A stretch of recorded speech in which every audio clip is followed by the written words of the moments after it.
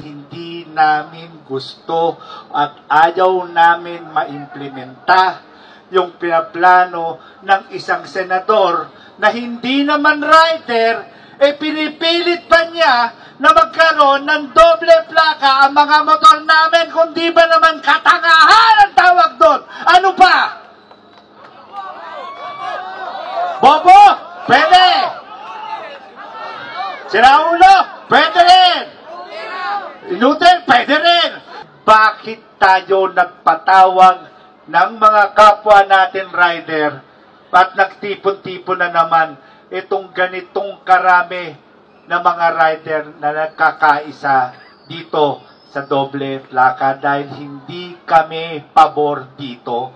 Huwag nyo kaming turing na kriminal dahil hindi pa man din ginagawa, nakalagay na kagad, nakatatak na kagad at tingin na kagad nila sa atin, kriminal.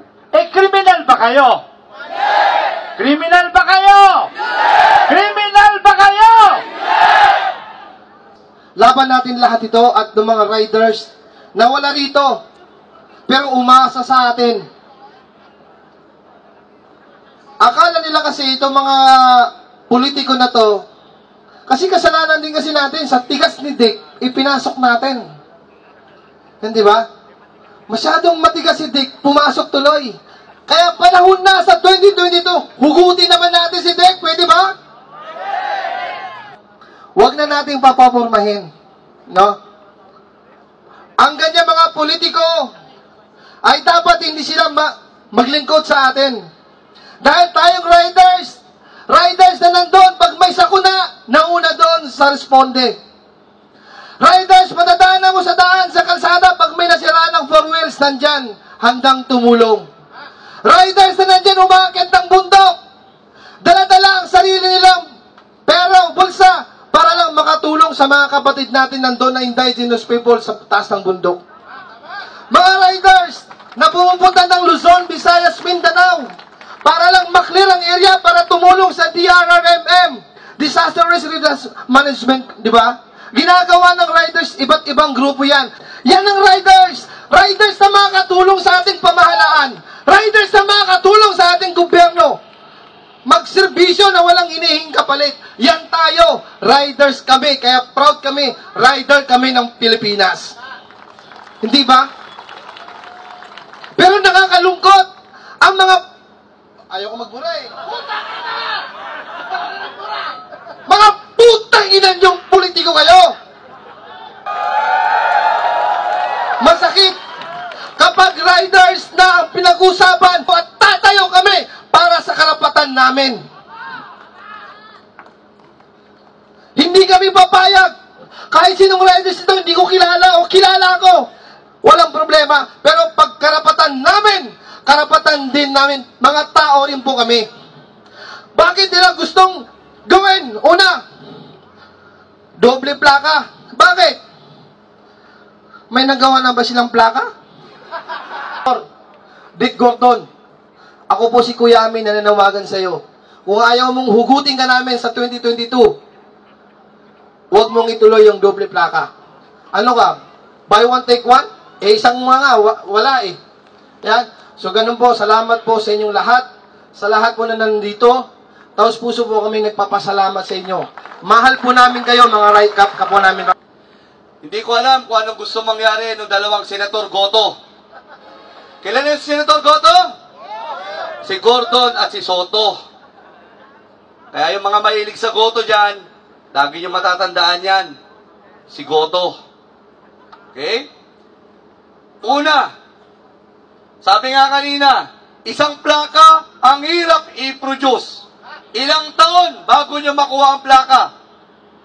Kung pwede nga lang, yung long playing na plaka na lang, yung Victor Wood o kaya yung kanila Nora Honor, kabit natin eh.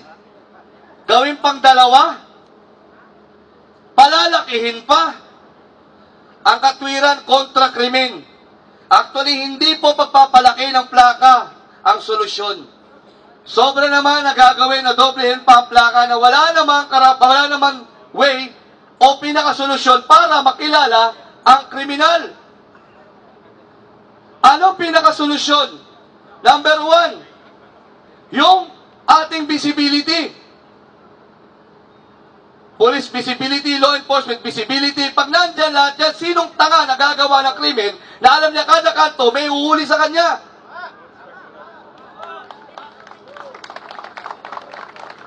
Pangalawa, pagkakaisa ng bawat riders. May nakita kayong gumagawa ng krimen. Sa dami natin na riders, huwag mo sabing ipitin mo lang, ilan kayo magsama-samang ipitin nyo sa dadaanan niya. Hindi makakalusot yan. Maski may baril yan. Doble plaka, papayag? Huwag namang gawing tanga ang mga riders.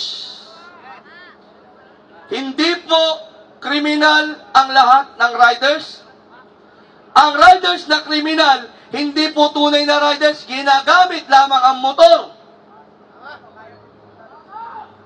Katangahan lamang yung isang rider, magnanakaw, mang-hold up, and so on and so forth, gagawa ng krimen, sasakay niya sarili niyang motor. Okay, dalawang plaka. Sino may bagong motor? Taas ang kamay! Anong ilalagay niyo sa unahan? For registration? Sa likuran, for registration? Huwag nila tayong gawing tanga sila!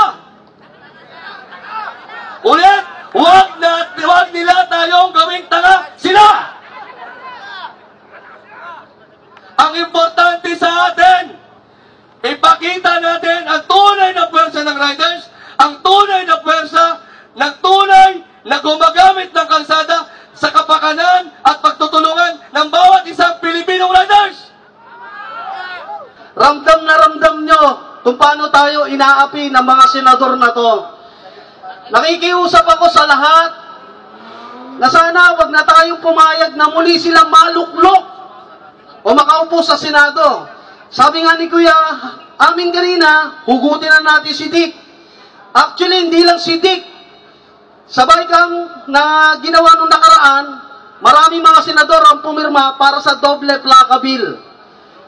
At iparamdam natin at ipakita ang pagkakaisa natin. At sa lahat na nandito, kasama natin ang Riders of Cavite sa laban na ito. Hindi lang ang Cavite, kundi ang buong Pilipinas dahil tayo ang Riders of the Philippines. So mabuhay tayo mga riders!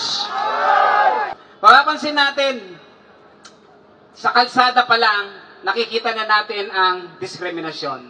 Sa usapin, sa Kongreso, sa Senado, mga issue, masyadong mababa ang tingin sa mga nagmamotor. No?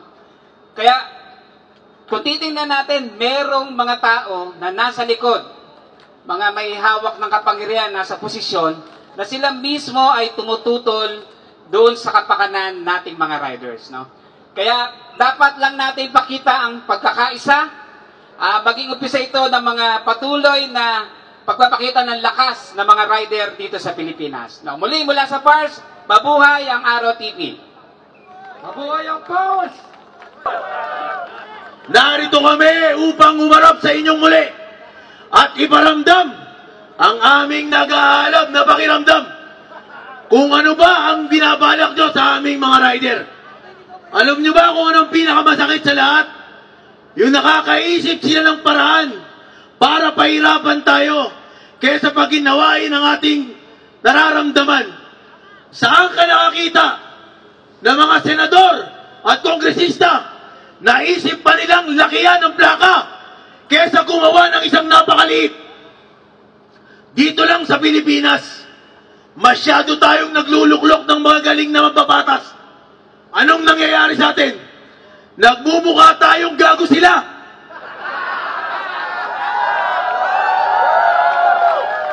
Ganito na lang ba lagi tayo? Pag meron silang gustong gawin, tutungo lang tayo. Hindi ba tayo lalaban? Marami ng pagkilos tayong ginawa mga kasama. Hanggang ngayon, binabaliwala tayo ng mga iniluluklok natin. Ngayong buwan na to, makikiusap na naman sila sa inyo. Gagamitin na naman nila ang kanilang mga malalamig na dila, malalambing na boses. Lolokohin na naman tayo. Gagaguhin na naman tayo.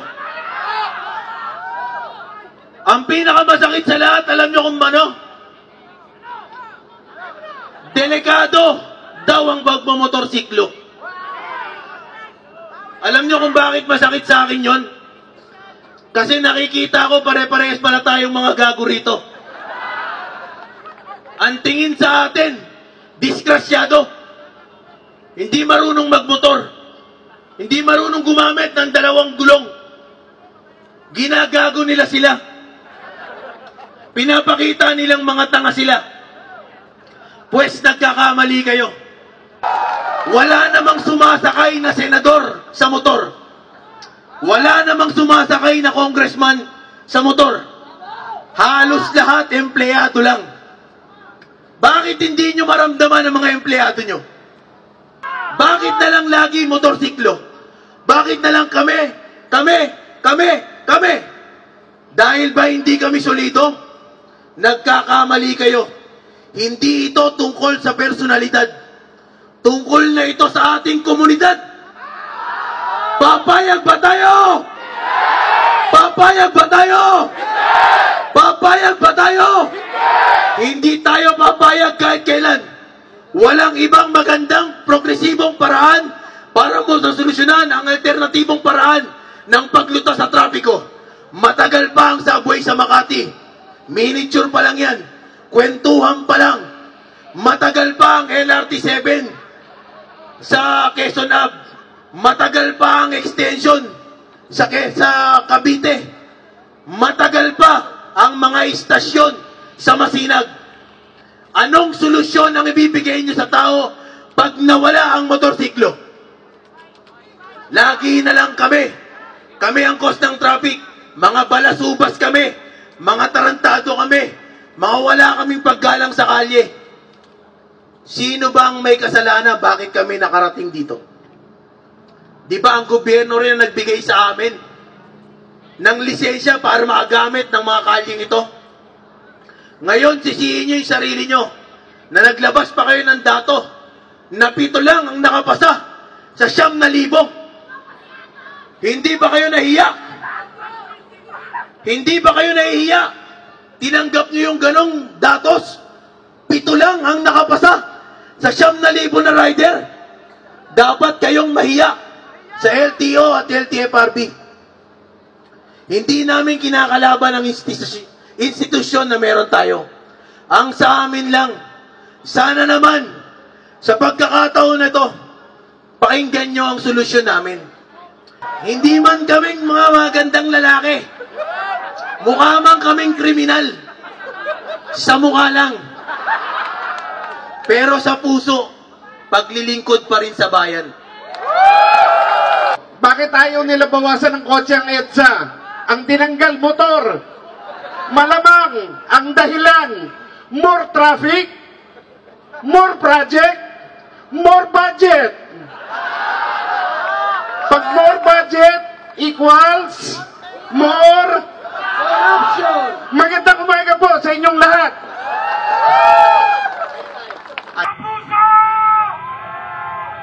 Isigaw nyo! Ilabas nyo! Ang galit nyo! Mga